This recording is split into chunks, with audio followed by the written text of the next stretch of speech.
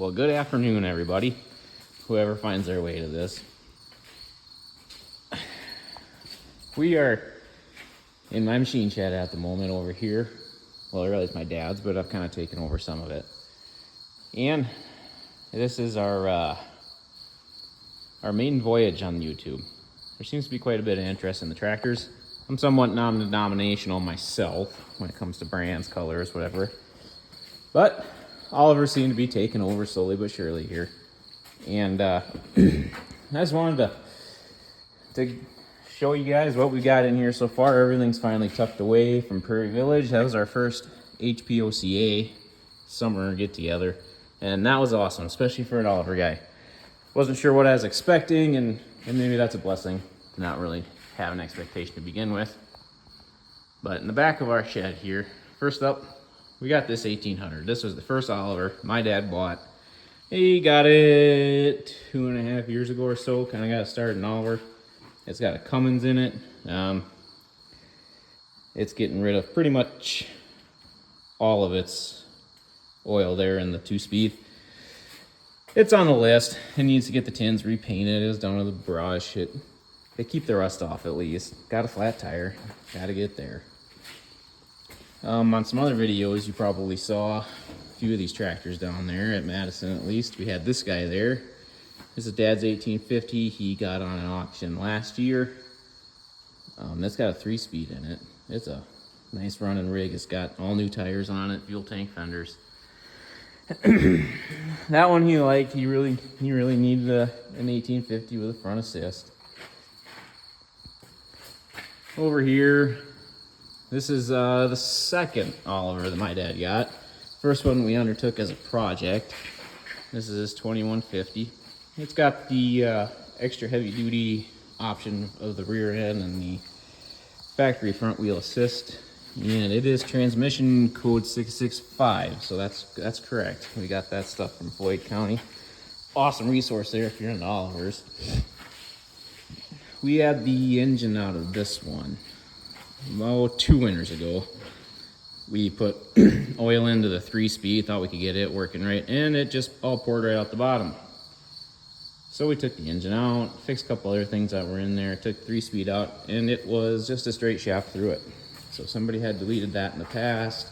Anywho, this one we found out was same production date as the cock shop back there.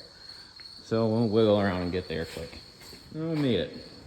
So this one we did the same winter as the other one that's over there. This one's popped up on a couple videos from down at Prairie Village. It's got the 4 hydraulic remotes on it. That's how it was when I got it. So we just replumbed what was there. It had a cab on it. You'll see there's no lights in the fender tank on either side. It's got one back light, one red light. This one, the engine got to stay in. That all worked fine, but when we got to the hydraulic part of it, it had a PTO pump, and that was plumbed right in. They had cut some holes into the reservoir and into the pressure system and run it off that.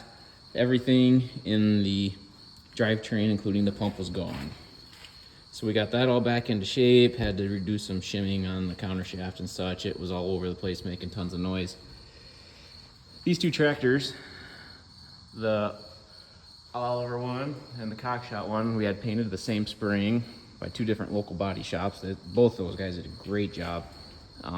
The hood was a little beat up. They did what they could. They did a good job with what they had. Tried to splice in a chunk of an 1850 hood, I think it was, over on this side.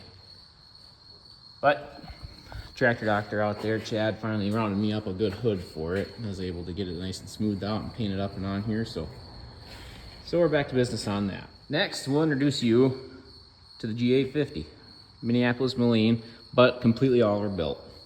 It's identical to the 1755.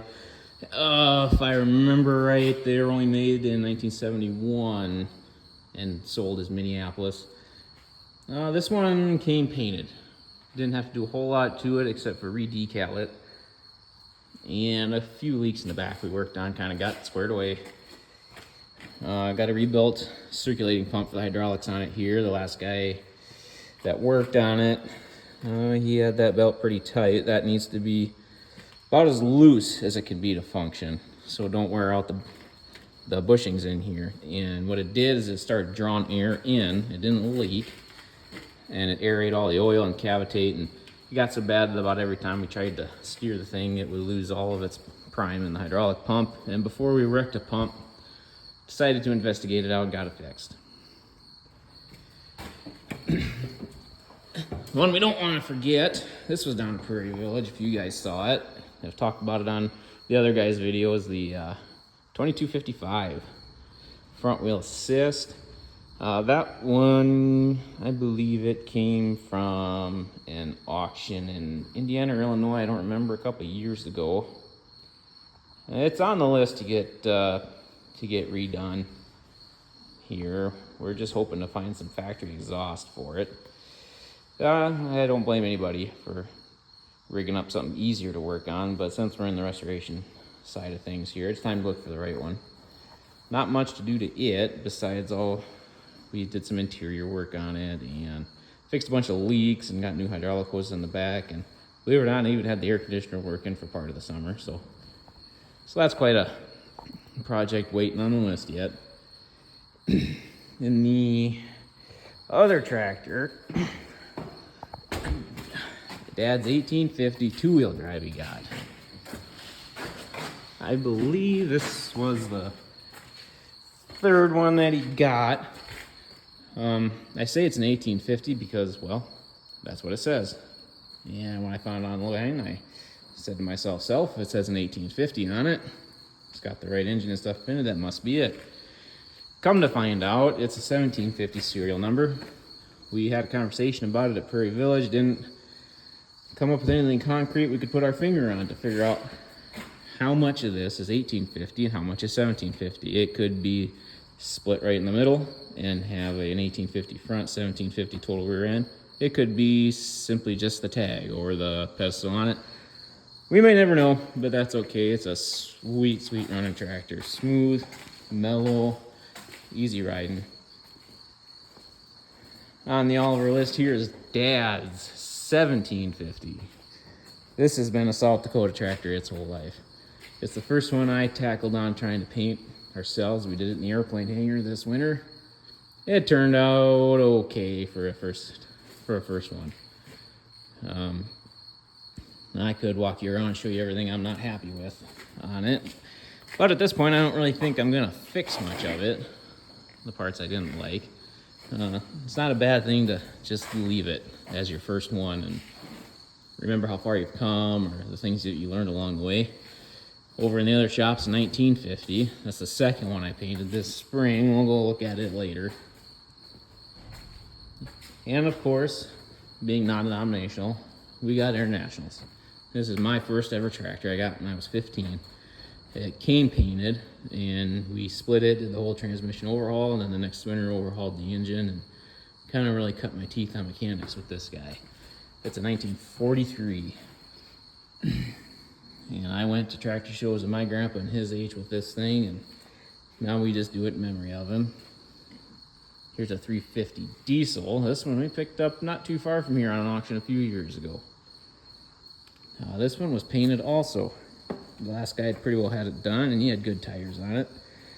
A little generator work is all this one really needed. So this is a Continental diesel engine. I think they call it a GD198. I'd have to double check on that to be sure. But it's a fun running little rig. Nice and quiet. The TA is good on it. In fact, about the only thing I've used it for really is running the tiller for the wife's garden. Over here out of Minnesota, I got a diesel 400. This was 4 years ago, I think we got this one. This one did just need a little generator work on it to begin with. When I got it home, it had about 3/4 of the oil system was full of fuel, so I knew a pump of some sort was out. And I got the injection pump off of it, took it all apart. And the new seals up in here, well, they fixed the problem of the fuel getting down into the oil. But on this pump, it's got its own little oil reservoir here that you're supposed to check every day right here.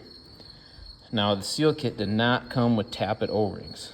And what happened there is the fuel comes up and lubes the tappets from the feed pump. And so it was still getting a bunch of fuel right down here in its own little reservoir. Once we realized that, it came back off, and well, about the best O-ring I had sized up for those tappets was out of our aviation kit. So it's got airplane O-rings in it.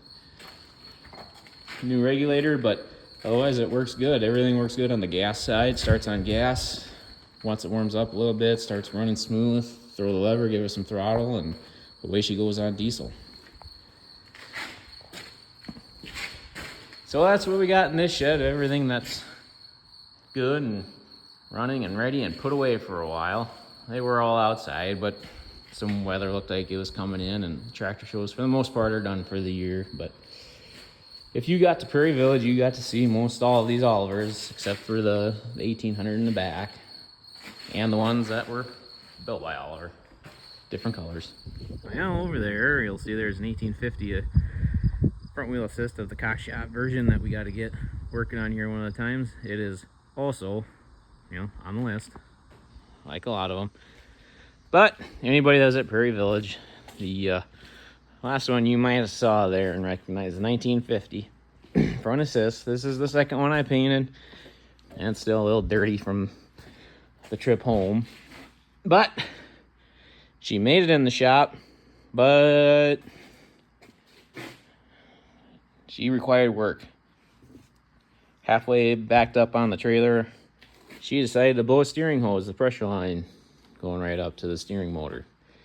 So we got threw a clamp on it, try to slow the leak down at least, got it in here, and figured while we're waiting for that line, might as well take off the return line next to it, which was in about equally as bad a shape, but probably won't start leaking near soon, being a return line. But this is what we've got going on here. Hopefully we've somewhat well introduced you to what we got here. Hoping to be able to show you more of them going. Who knows? Maybe we'll even get Grandpa's old 700 International 5 bottom out with one of them and at least try to get the oil warmed up on them. This is a Minneapolis Moline UTS LP. This tractor is going to be a memorial tractor for a good friend of mine that passed away in a shop accident this summer. We're going to give this to his wife and his 3 little girls. He was a Moline guy, and whenever we were out fishing or whatever in college, he'd be telling me stories about a Moline LPU that his grandpa had and he drove around or grew up on. So we got started with a few of the things on it. Got some parts on the way. We want to get it running right so she don't got to worry about it, and make sure it's going to do what she wants on tractor drives or tractor shows. This is the next one coming up here. We're going to try to get it done for sure by his birthday next summer. But we'll see how it goes. There's a bit of a learning curve on this one, like there was the Olivers right away. Well, everybody, hopefully we'll be seeing you around soon. If you stumble across this, thanks a bunch.